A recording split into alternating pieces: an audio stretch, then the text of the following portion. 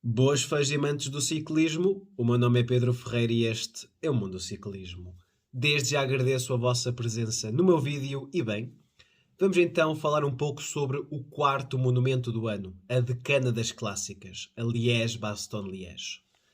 A 108ª edição da Liège-Bastogne-Liège será disputada no próximo domingo, dia 24 de abril de 2022, e a La Doyenne, como ela é conhecida, significa a mais antiga, é uma prova de um dia ao nível do World Tour, portanto, do primeiro patamar do ciclismo internacional, e é uma prova que é disputada na Bélgica, mas que também vai ao Luxemburgo, passa no Luxemburgo, portanto, é uma prova que começa em Liège, vai até à cidade de Bastogne e volta novamente a Liège, ultrapassando mais de 250 km com muitas dificuldades entre essa extensão de 257 km. Estamos a falar do clímax da época das Ardenas, depois de ter sido realizada a Amstel Gold Race, a Flash Wallonne, a Liège-Bastogne-Liège é o clímax destas três provas que simbolizam o tríptico das Ardenas. E estamos a falar de uma prova que, como o nome indica, La Doyenne significa a mais antiga, e isso deve-se a quê? Deve-se a ser a prova mais antiga de um dia do calendário velocipédico.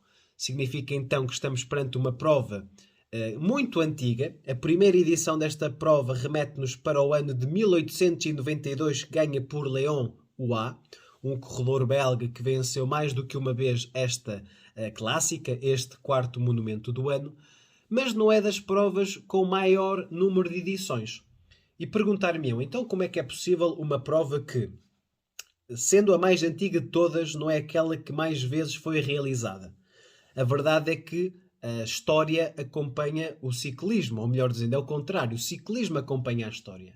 E acompanhando a história, em épocas de Grande Guerra, Primeira e Segunda Grande Guerra mais concretamente, não se verificou a realização da Liège-Bastogne-Liège, ao contrário de outras provas que foram criadas uns anos mais à frente, mas que também foram realizadas durante o período da guerra.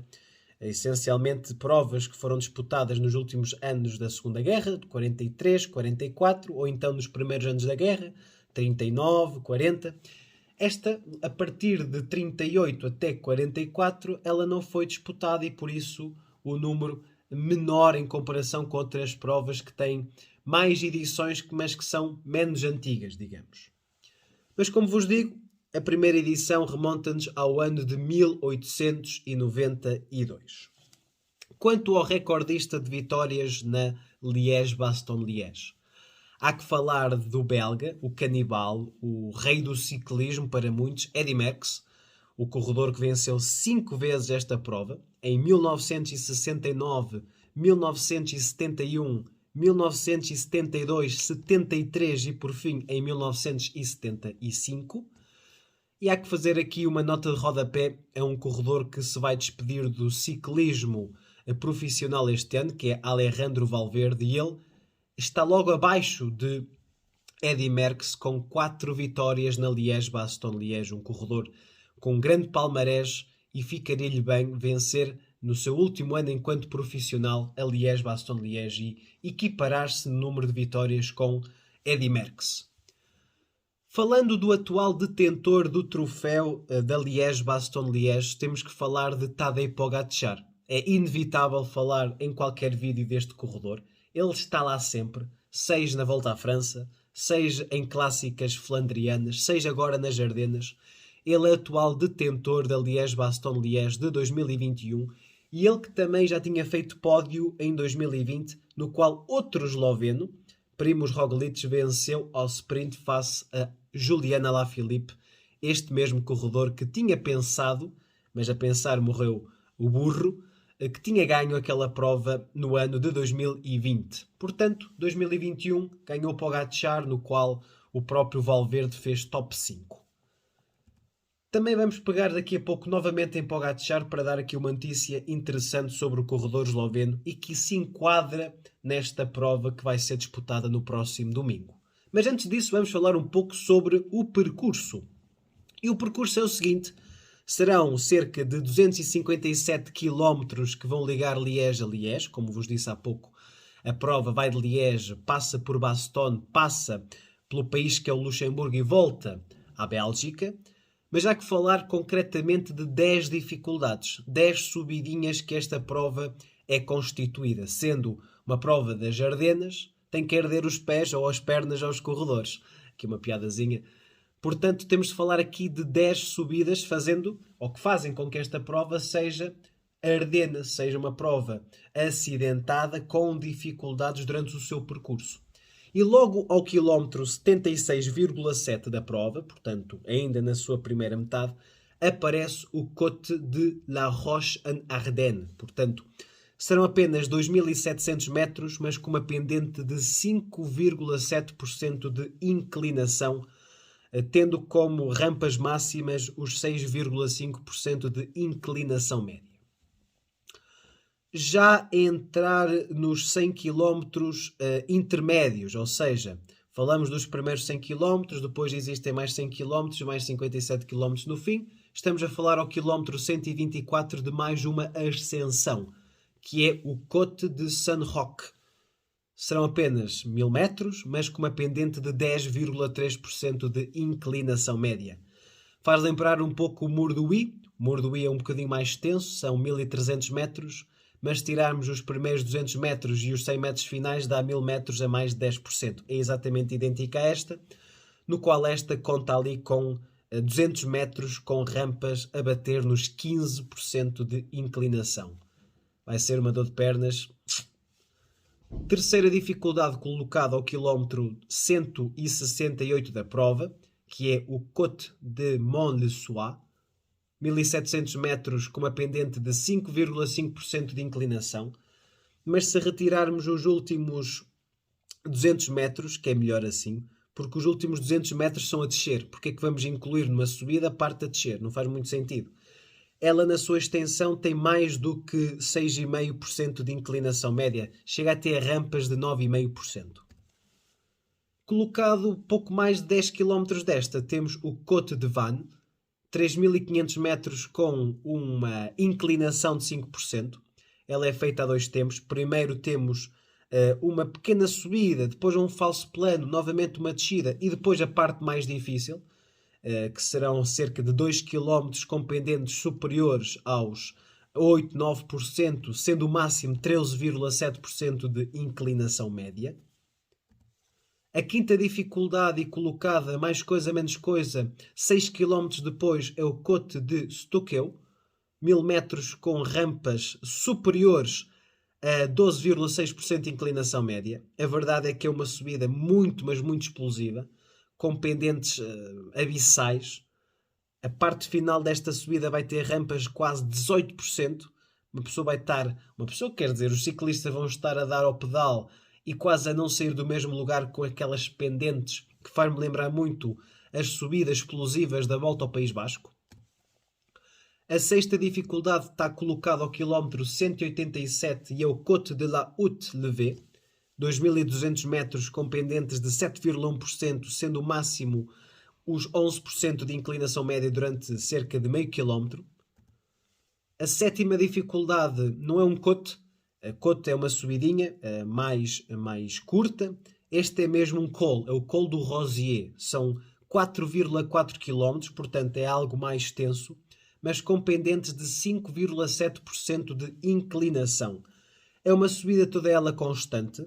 Desde o início ao fim não há assim grandes variações. O mínimo serão 4,5% e o máximo serão 7,5%, portanto algo entre esse aspecto, entre essas pendentes.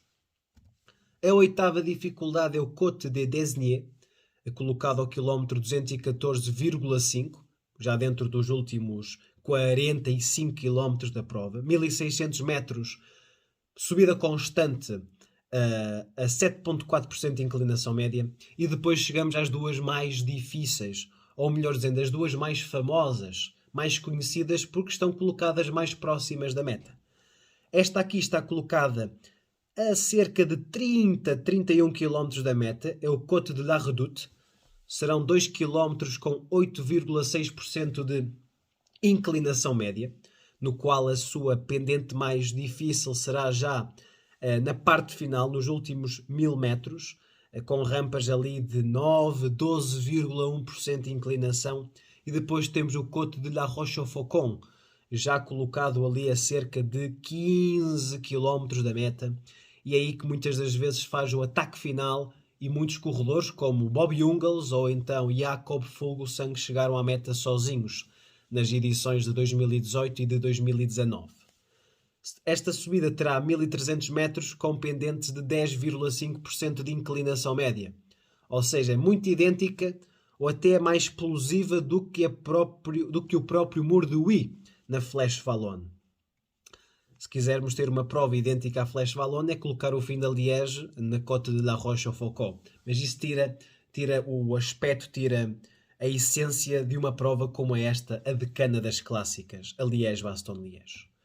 Mas eu, como vos tinha dito, eu disse que iria falar um pouco sobre Tadej Pogačar, deixando aquela ideia de que Pogačar foi o vencedor de 2021, muito bem, mas infelizmente ele não estará presente na edição de 2022. Vai ser uma grande baixa a sua ausência, porque ele era o grande candidato, o favorito número 1, e seria ele o potencial candidato a vencer e revalidar o título ganho ano passado. E assim vai abrir mais chances para outros corredores como Wout van Aert, como Julian Alaphilippe ou então até como Remco Evenepoel, quem sabe. E por isso vamos começar por olhar para as equipas candidatas e potenciais aqui a obter um bom resultado. E começamos pela equipa de Tadej Pogačar, o AE Team Emirates. E quem vai levar o dorsal número 1 devido à ausência de Tadej Pogačar será o suíço Marc Hirschi, corredor que já fez top 3 nesta prova.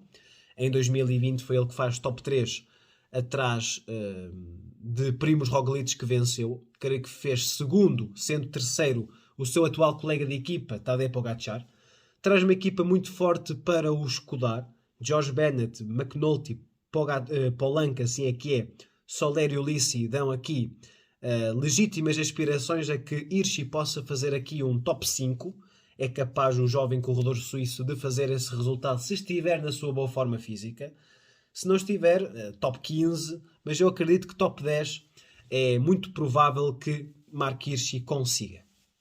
Depois temos a equipa dos segundos lugares. Não é Wout van Aert, é a Quick Step, que o ano passado faz segundo aqui com Julian Alaphilippe, e Julian Alaphilippe tem uma oportunidade de uma vida.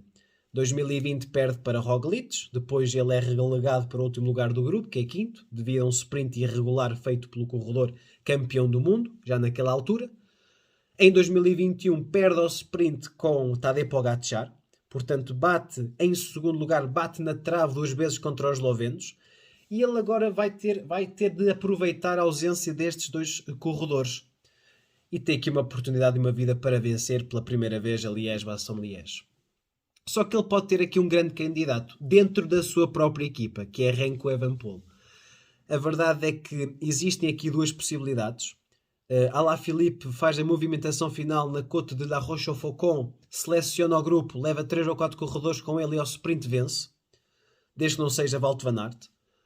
Ou então Remco Evenepoel chega sozinho à meta, porque Evenepoel não tem um kick final, não tem um sprint, não tem um punch, portanto terá de chegar à meta sozinho e assim vencer a Liège. Portanto, a Quick Step tem aqui 2 cartas com capacidade legítima de vencer, é de ter a cabeça para jogar no sítio certo e na hora certa as suas peças. A Groupama FDG traz aqui Valentino Madouas, um corredor que andou muito bem nas clássicas flandrianas, fechando top 3 na Volta a Flandres, e traz depois aqui corredores de outro calibre. Não sei o que é que se passa com David Gaudu, deve estar com um problema, porque ele o ano passado faz aqui terceiro, creio eu, e tinha capacidade para novamente repetir este top 3, portanto deve ser aqui uma lesão ou um problema com o jovem corredor francês. A Movistar traz o senhor Alejandro Valverde, o rei das Ardenas, 4 Liège-Bastogne-Liège, 5 Flèche Wallonne, um corredor de grande qualidade, bem escudado. Gorky Izaguirre, Lascano, Luís Henrique Mas, Gregor Mulberger e Carlos Verona são uma excelente equipa para escudar Valverde, e Valverde vai ter aqui uma oportunidade de fechar novamente um top 5. Acho que é muito provável que o corredor de 41 anos e que na segunda-feira faz 42, no dia 25 de Abril, tem chances de aqui fazer novamente um top 5 na decana das clássicas. A Israel Premier Tech traz aqui uma equipa com estatuto. É raro ver a equipa da Israel Premier Tech com estatuto, mas as Ardenas é um sítio no qual eles podem ter algum estatuto com duas cartas. Michael Woods, que o ano passado faz top 5, e um vencedor, Jacob Fuglsang, vencedor no ano de 2019. Portanto, traz duas cartas plausíveis para fazer aqui um top 10. Eu acho que a equipa da Israel Premier Tech, se lhe dissessem, olhem, vocês vão fazer top 10 no final da prova, eu acho que eles aceitariam de agrado. Mais do que isso também já é demais, tendo em consideração as circunstâncias de carreira, quer de Woods, quer de Fuglsang, mais de 35 anos que estes corredores têm. Se bem que Valverde tem 41, não é? Vamos ver. A equipa da DSM vem muito motivada, vem de uma vitória no Tour dos Alpes obtida por Romain Bardet, e ele que vai estar em prova e vai levar o dorsal número 1. Bardet tem aqui um planeamento rumo à Volta à Itália, no qual será o seu objetivo, o seu primeiro grande objetivo da época. Mas ele já fez aqui também top 3, portanto eu creio de que Bardet também tem legítimas aspirações aqui a fazer um top 10 no final da prova, juntamente com Soren Kragh Andersen. Isto é, se Bardet não der, tem Soren Kragh Andersen para jogar. A Trek Segafredo traz também aqui uma equipa com qualidade, sobretudo Boca Molema, o Matias Schielmose, são corredores que me parecem interessantes para fazer aqui um bom resultado. Mas não me acredito que vão estar na luta pela vitória e nem sequer por um top 3. Acho que intrometer um homem no top 15 já seria um resultado interessante para esta equipa, então vai-me surpreender de uma forma extraordinária. A Bora Hansgrohe vai trazer aqui uma super equipa, são 7 corredores, meus amigos. Quando se diz que o pior corredor é o Cesare Benedetti, pior entre aspas, não é? Com outro estatuto, outras funções dentro da equipa. Giovanni Aliotti e Ed Schelling já andou, por exemplo, de líder na Volta à França nos pontos da montanha. Depois é Jay Hindley, Vilko Kelderman, Alexander Vlasov, Sérgio Higuita. Portanto, Higuita, na sua melhor forma, eu acho que ele seria capaz de aqui fechar um top 3. Vlasov é um corredor que tem um bom kick. Kelderman parece o mais lento, parece a diesel, isto é, quando se diz que ele é diesel, significa que ele não vai logo ao choque. Alguém ataca, ele vai logo responder diretamente. Ele não é desses. Ele é de pôr o seu ritmo e vai lá chegar. É assim que ele fez top 3 no Giro, fez quarto na Vuelta em 2017. Portanto, é um corredor desse jeito e depois tem uma boa figura, uma boa característica acima de tudo, que é o contrarrelógio. Mas aqui, se eu tivesse que apostar num corredor da Bora, seria em Sérgio Higuita ou então em Alexander Vlasov, que vem de um top 3 na Flash Wallonne. E quem vem muito bem da Flash Wallonne é o líder da Bahrain Victorious, Dylan Teuns. Foi o corredor que venceu a Flash Wallonne e para mim este corredor tem legítimas aspirações a fechar aqui top 3 ou então top 5. Eu acredito que ele vá fazer aqui um top 5 ou qualquer um da sua equipa, porque vem aqui uma equipa muito forte. Damiano Caruso venceu este ano o Giro da Sicília. Jack Haig, ano passado, faz top 3 na Vuelta. Mikel Landa. Matej Mohoric venceu este ano a Milão-São Remo. Wout Poels venceu a Volta à Andaluzia.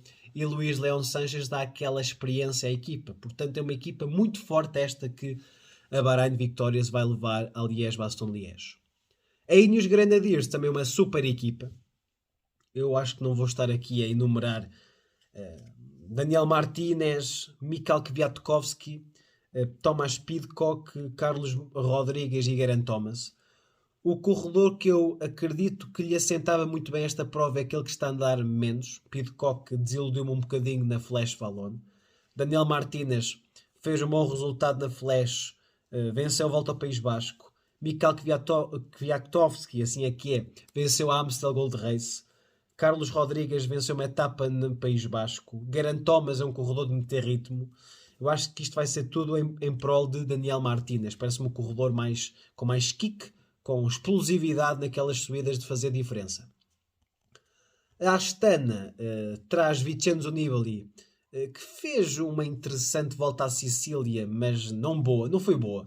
Acho que o objetivo de Nibali acima de tudo era vencer. Depois viu que Caruso estava em super forma, era fazer segundo.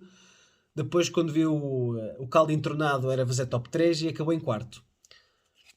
David de la Cruz, bem também de uma boa forma física, deu luta a Thibaut Pinot numa das etapas em que Pinot andou na fuga e venceu no Tour dos Alpes, fazendo de la Cruz segundo, mas não vejo aqui ninguém com capacidade de fechar top 20. Jumbo-Visma, perdão, finalmente, Wout van Aert, corredor que vem para aqui fazer segundo lugar novamente. Van Aert é um corredor espetacular, um corredor que este ano faz segundo na Paris-Roubaix, vem de um problema de coronavírus e faz segundo numa clássica como o Paris-Roubaix. Como é que é possível? Eu acho que ele tem aqui francas possibilidades de vencer a Liège, com a ausência de Roglic dentro da estrutura da Jumbo-Visma, abre mais o leque a Van Aert. Bem Benoit, Kuss, Sam Oomen e Jonas Vingegaard, mas acho que vai ser o trabalho todo em prol do campeão belga. Bike Exchange, Team Jayco, trabalhar para Michael Matthews, corredor que já fechou aqui top 10 e ele é bem capaz de fazer novamente esse louvor. Cofidis para Ionis Aguirre e para Guillaume Martin, se bem que Martin está mais focado no dia 6 de maio, quando começar a volta à Itália, mas quem sabe, um Victor Lafay, um Rémi Rochaz, vamos ver. A AG2R Citroën Team traz uma equipa em prol de Benoît Cosnefroy, segunda Flash Brabazon, segunda Amstel, corredor muito forte nas clássicas das Ardenas e traz a experiência de um ex-vencedor, Bob Jungels, mas que está muito longe do Bob Jungels da Quick Step e do Bob Jungels que venceu em 2018. A Lotto Soudal traz como número 1 Philippe Gilbert, venceu esta prova e foi o último corredor que fez a tripla das Ardenas, ou seja, venceu a Amstel Gold Race, a Flash Wallonne e a Liège-Bastogne-Liège. Há que remontar ao ano de 2011.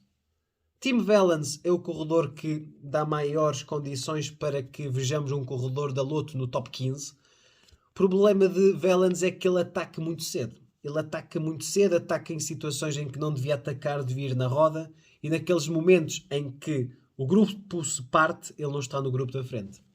É o problema de Tim Wellens. A Arkea Samsic traz Barguil. Vamos ver, Barguil aqui pode ter capacidade para fechar aqui um top 15, quem sabe. A AF Education Easy Post. Eu até fiquei agora todo contente. A AF Education Easy Post deu o dorsal número 1, que significa o líder, a Ruben Guerreiro. Ruben Guerreiro que fez um excelente top 10 na Flash Wallonne, mais concretamente sétimo. Foi um resultado espetacular para o ciclismo português. O terceiro melhor resultado de sempre de um português nessa clássica. E dar o número 1 numa clássica ou num monumento como a Liège é de um orgulho para o portuguesismo fora do comum. Portanto, eu creio que o Ruben pode ter capacidade aqui de fechar top 20. Acho que colocar um top 10 ao Ruben é pedir demais. É preciso ir com calma, começar aqui com expectativas baixas, para depois termos um resultado interessante no fim. Porque traz uma equipa interessante, vencedor de algumas clássicas, de San Sebastián do ano passado, Nilson Powless, traz a experiência de Rigoberto Urán, traz um ex-vencedor de uma clássica como a Volta a Flandres, que é o Alberto Bettiol. Portanto, uma equipa interessante esta da Education First, Education Easy Post este ano. A UNOX Pro Cycling Team traz os irmãos Alan Johansson, o Tobias e o Anders, mas o melhor é o Tobias. O Tobias pode fazer aqui um top 20 nesta prova. A Intermarché, o Antigobert, traz Pós-Vivo como principal carta a jogar e colocar homens na fuga. Por exemplo, um Ian Backlund, um Gorg Zimmermann, Alpecin Fenix sem Van der Poel. É diferente, não é? Traz Sandro Morris, muito bem, mas não vejo aqui ninguém para fechar um top 20. A Total Energies com Vulher Remoso. Foi uma surpresa, Vulher Remoso. Eu sou muito franco. Vulher Remoso fazer top 10 numa clássica como a Flash Wallonne surpreendeu-me. Vai também trazer Cristiano Rodrigues e acho que Latour deve estar lesionado, porque Latour nestas clássicas é um corredor que até podia ter uma palavra a dizer num top 15, digamos. A equipa da Bingol Sauces traz aqui corredores para a fuga. Luke Virgam, o Mathies Passions, que já já foi para a fuga numa das edições anteriores da Liège-Bastogne-Liège. A Sport Vlaanderen Baloise traz aqui corredores também para colocar na fuga. E a equipa, aqui salientar a participação da Ken Pharma. Creio que seja a primeira vez que a equipa espanhola da Ken Pharma vai participar numa clássica da amplitude da Liège-Bastogne-Liège. Estiveram presentes na Flash Wallonne, mas a Liège-Bastogne-Liège é outro mundo, é um monumento. E traz aqui uma equipa interessante, com Berrade, Kiko Galvão. São quase todos espanhóis, um corredor em irlandês, o Danny van der Tuck, deve ser daqueles corredores que tem mais experiência nestas latitudes, que são as latitudes no qual se disputará amanhã a Liège-Bastogne-Liège. Creio que quanto à antevisão histórica, ao percurso e também aos potenciais candidatos, estamos conversados e está na altura de lançar aqui o meu top 5 para esta prova, para a Decana das Clássicas 2022. E vou começar pelo quinto lugar. No quinto lugar coloquei um corredor que estou a gostar de ver nesta campanha das Clássicas da Primavera. Um corredor que, como ponto alto desta campanha das Clássicas, foi o seu primeiro lugar na Flash Wallonne. Dylan Teuns para mim será o vencedor, não, será o quinto classificado da Liège-Bastogne-Liège. Em quarto lugar ficará um corredor que para muitos será uma decepção, quarto lugar, o bicampeão do mundo, Julian Alaphilippe. Creio que a sua forma física ainda não seja a melhor para fazer aqui top 3. Depois coloco aqui em terceiro lugar um ex-campeão do mundo, 2018 em Innsbruck. Corredor que venceu 5 Flash Wallonne, venceu 4 Liège-Bastogne-Liège e vai chegar a mais um pódio na Liège, que é Alejandro Valverde, corredor da Movistar. Para mim fechará aqui top 3 na Liège-Bastogne-Liège. Segundo lugar é o homem dos segundos lugares, Wout van Aert, corredor da Jumbo-Visma. Para mim será segundo na La Doyenne, corredor que também fez segundo no Paris-Roubaix, e ele vai ficar um bocadinho lixado comigo, não é? Outra vez segundo, diz ele. E em primeiro vai ficar um corredor, e eu vou incendiar aqui, de certo modo, as redes sociais, porque é um corredor que não é muito bem visto pelos portugueses, depois do último giro, que é Remco Evenepoel. Para mim, Remco Evenepoel vai atacar ainda longe da meta, mais alguns corredores que vai descarregar nas subidas subsequentes, espero eu, e vai vencer a Liège-Bastogne-Liège e vai ter a sua primeira grande vitória da carreira. Ele que vence provas, mas não são provas por aí além em termos de importância, e ele vai então assim alcançar a sua primeira grande vitória com então o título da Liège-Bastogne-Liège 2022. Quanto à transmissão, a Eurosport vai então transmitir quer a Liège-Bastogne-Liège feminina, caso queiram ver.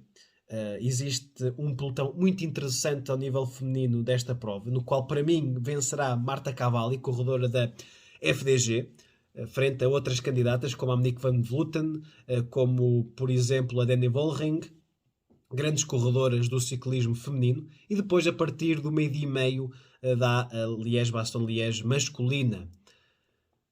Caso queiras deixar o teu prognóstico, deixa nos comentários. Deixa o teu like ou o teu dislike consoante a tua opinião sobre o vídeo. E nós voltaremos, creio eu, de que já na próxima semana com a volta à Romandia, prova disputada na Suíça. Da minha parte é tudo. Agradeço a vossa presença e até à próxima.